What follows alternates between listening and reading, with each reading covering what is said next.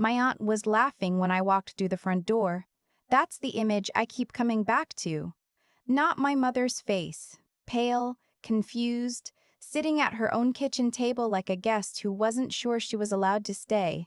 Not my father standing stiff by the window, gripping the curtain with both hands. Just my aunt, head thrown back, laughing at something my cousin's husband had said, completely comfortable, completely at home. In a house I had bought, she stopped when she saw me. The laugh just cut off, like someone had yanked the cord. I didn't say anything at first. I set my bag down on the floor. I looked at my mother. She looked at me.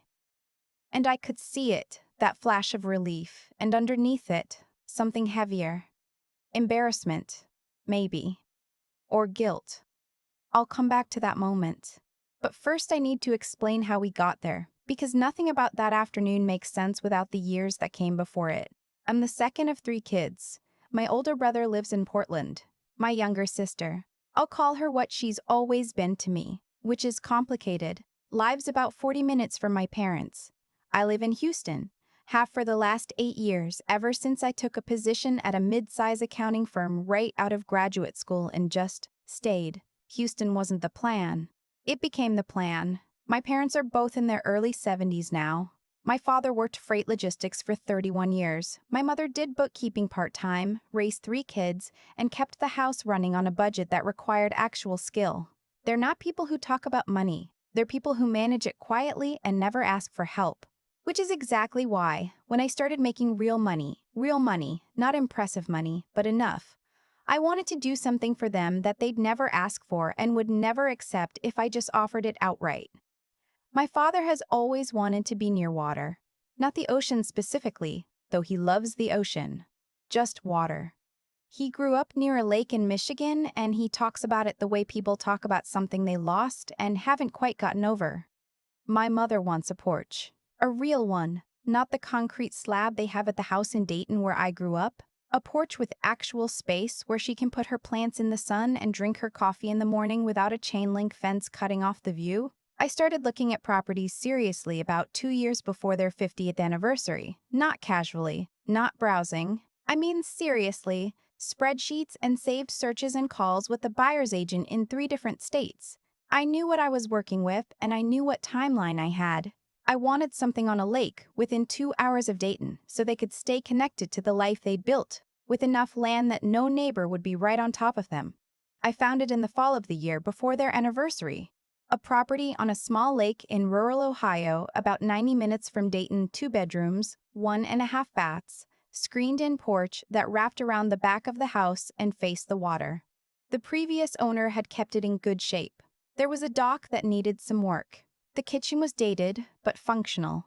The yard sloped gently down to the water, and there was a big red maple out back that my mother, I knew, would love immediately. The price was $389,000. I made an offer. It was accepted. I paid cash. I want to say that plainly, not to sound impressive, but because it matters for what comes later. The house was paid in full.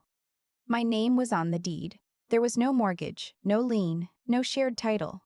It was mine. And my plan was to gift it to my parents at their anniversary party in front of the whole family, signed over clean. I told exactly one person before that party.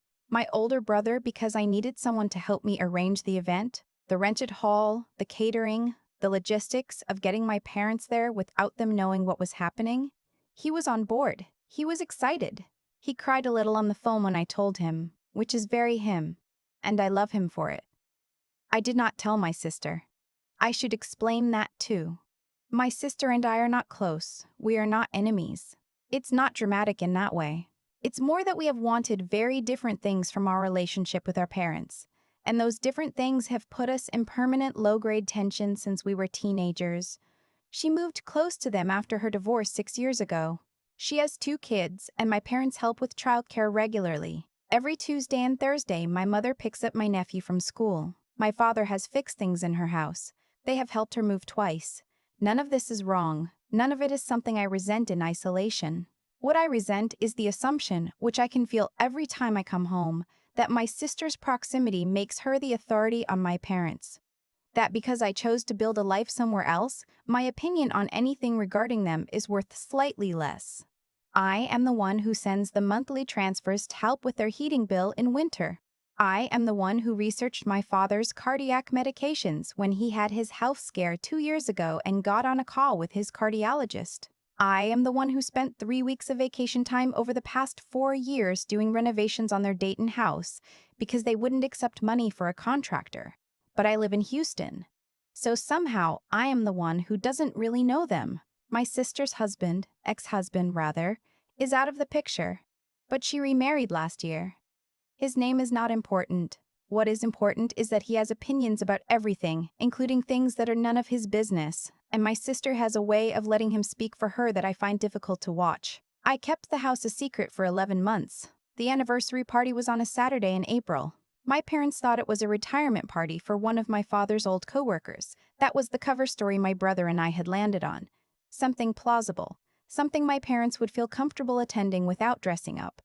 My father wore his good blue shirt. My mother wore the cardigan she saves for church. When they walked in and saw the room full of their family and friends, my mother put her hand over her mouth.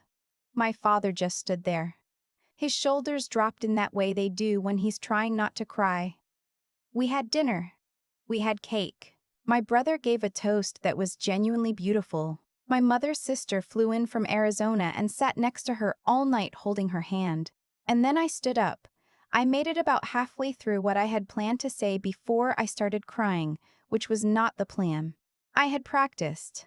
I had notes on my phone. I talked about the maple tree. I talked about the porch. I talked about my father and the lake in Michigan. And then I held up the folder and I said that inside it was the deed to a house I had bought them on a lake 90 minutes north, and that it was theirs, fully paid, no conditions, no strings. The room went quiet in that specific way that means something real just happened. My mother stood up and walked to me and held my face in her hands and didn't say anything for a long time. My father sat very still and the tears just ran down his face and he didn't wipe them. I handed my mother the folder. She opened it. She looked at the address. She looked at me. She said quietly, "Sweetheart, this is real?" "It's real, Mom." That was April. By June, my sister and her husband had started spending weekends at the lake house. My parents mentioned it casually. "Your sister and the kids were up last weekend," and I said that was nice, because it was nice, because the house was my parents' and they could have whoever they wanted there. My sister took photos of the porch and posted them. Her husband posted a video of himself fishing off the dock. Fine. I didn't say anything. By August, things had shifted in a way I couldn't immediately name. My mother sounded different on the phone.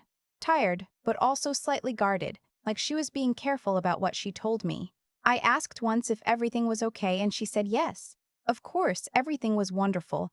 The maple tree had turned early and it was beautiful. Then my brother called me on a Tuesday night in September. He started with, "I need to tell you something, and I want you to hear the whole thing before you react." Never a good opening. My sister's husband had contacted a real estate agent. He had taken it upon himself, while my sister was present, apparently without objecting, to have the property assessed and to explore, in his words, options. The agent had come to the house, had walked through it, had given them a number. He had told my parents that the house was too much to maintain and that it would be smarter to sell it, take the equity, and use the money to help my sister purchase a larger home closer to her kids' school district. He had put this to my parents as if it were a practical suggestion from someone who cared about the family. He had said, according to my mother's neighbor who was there for part of the conversation, that I wouldn't mind because I didn't need the money anyway. I sat on my couch for a while after my brother hung up. I called my mother. She answered on the second ring and immediately said, "I was going to tell you." "Were you?" Long pause. "He means well," she said. "He's just trying to help your sister." I want to tell you I stayed calm on that phone call, but I didn't. I wasn't cruel. I didn't say things I needed to take back later, but I was not calm. I said that the house was a gift to her and Dad, not a family asset to be redistributed. I said that no one had the right to put it on the market. I said I needed her to tell me clearly whether she and Dad wanted to keep it. She started crying. That is the hardest sound in the world. "We love the house," she said. "I don't want to sell it. Your sister needs, Mom. Do you want to keep it or not? Yes, she said. Yes, I want to keep it or not. Yes, she said. Yes, I want to keep it. Okay, I said. Then I need you to let me handle this. I hung up and called my brother. I told him I was flying up that weekend. I want to tell you what I did before I got on that plane, because I think this part matters. I did not post anything. I did not call my sister and start a fight over the phone. I did not send a long email to the family group chat. I took 2 days, and I did the following things. I pulled the deed and made copies. I wrote a brief factual letter, 3 paragraphs, no emotional language, to the real estate agent, informing her that the property owner had not authorized any listing or assessment and that any further contact regarding a potential sale would be forwarded to my attorney. I sent that letter certified mail. I also had a brief conversation with an actual attorney, a real estate attorney in Ohio I found through my firm's network, who confirmed what I already knew. The property was in my parents' names, the gift had been properly transferred, and my sister's husband had no legal standing to do anything except leave. Then I booked my flight. I landed on a Friday evening. My brother picked me up. We drove to the lake house because that's where my parents were for the weekend, and also where my sister and her husband were staying, which I knew and had decided was fine. I wanted to have this conversation with everyone present. I've thought a lot about that drive. My brother kept asking if I was okay. I kept saying yes. I was okay. I was something past angry, which is a place I've learned to operate from because it's much more useful than angry. We pulled up, and the lights were on inside. I could see movement through the window. My brother said my name once, like a question. I got out of the car. I walked up the porch steps, my mother's porch, the one I had specifically looked for, with enough space for her plants and a view of the water. The door was unlocked. I walked in. My aunt was not there. I realize I mentioned my aunt at the beginning, and I should clarify. What I imagined at the opening was something close to what I found, which was my sister's mother-in-law, a woman I had met twice, sitting in my mother's living room like she belonged there, laughing with my sister's husband about something. My sister was in the kitchen. My mother was sitting at the table looking at her hands. My father was by the window. My sister's husband saw me first. His face did something complicated. The laugh settled into something more careful. "Hey," he said. "Didn't know you were coming up." "I know," I said. My mother looked up. The relief on her face was immediate and almost painful to see. My sister came out of the kitchen. She looked at me, then at my brother behind me, then back at me. "We were just talking," she said. "I know what you were doing," I said. And then I did something I had planned carefully. I did not raise my voice. I did not make a speech. I pulled out the folder I had brought, the deed, the attorney's letter, the certified mail receipt, and I set it on the table in the middle of the room where everyone could see it. "This house belongs to Mom and Dad," I said. "It was a gift. It transferred cleanly, it's paid in full, and there's no legal mechanism by which anyone in this room or any real estate agent can list or sell it without their direct consent." I looked at my sister's husband. "The agent you contacted has been notified. If anyone pursues this further, I will pursue it legally." The room was very quiet. My sister said, "You're making this into something it isn't." "Tell me what it is, then." She didn't. Her husband said something about how he was just trying to think about the future, about what was practical, about how a property like this had carrying costs, and my parents weren't getting younger. "They're 71 and 73, I said. "They're healthy. They have a house they love on a lake. And they have a daughter who already pays their property taxes remotely." I paused. "I've been doing that since January. Did anyone mention that?" My mother looked up. My father turned from the window. My sister said nothing. I turned to my parents. I said softly and only to them, "This is yours. You don't have to justify keeping it. You don't have to explain it to anyone. I bought it for you because you spent 50 years building a life for us, and you deserve something that was just for you. That's all this is." My mother stood up. She crossed the room and put her arms around me and held on. My father came over and put his hand on my back. We stayed like that for a minute. My sister's husband gathered his mother-in-law and they left about 20 minutes later. My sister stayed. The three of us, my sister, my brother, and I, sat at the kitchen table after our parents had gone to bed, and we had the conversation we probably should have had years ago. She cried. I didn't. My brother mediated like he always does. It wasn't resolved in one night, but it was started. I stayed for 4 days. The second morning, I woke up early and found my mother on the porch with her coffee, watching the water.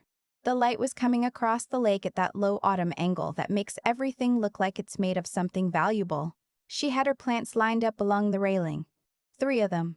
The ones she'd brought from Dayton. She heard me come out and she made room on the bench beside her. We sat there for a while without talking. Then she said your father walked out to the dock last night after everyone left. He just stood there for about 20 minutes. I watched from the window. I didn't say anything. He came back in and he said, she paused. She looked at the water. This is what I always thought it would feel like. I have thought about that a lot since then. What it means to give someone something they stopped expecting. My father spent 31 years in freight logistics, not because it was his dream, but because it paid. He built a retirement on discipline and low expectations, and the understanding that wanting things costs too much. He had stopped waiting for the feeling. And then one day, at 71, he went and stood on a dock in the dark, and it was finally there. That is the part I can't quite explain to people when they ask why I did it. You give people houses because they need a place to live. You give people this kind of house because they deserve to stop waiting. The property taxes are auto-drafted from my account every March. I had a contractor come out in November and replace the dock boards. The old ones had started to soften at the far ends, and I didn't want my father out there in the spring not knowing. My mother calls me on Sunday mornings now from the porch, and I can sometimes hear the water in the background. My sister and I are still working on things. It's slow, but she called me last month and said she'd told her husband he needed to apologize to our parents directly and that he had. I don't know what that apology looked like. It's not mine to assess.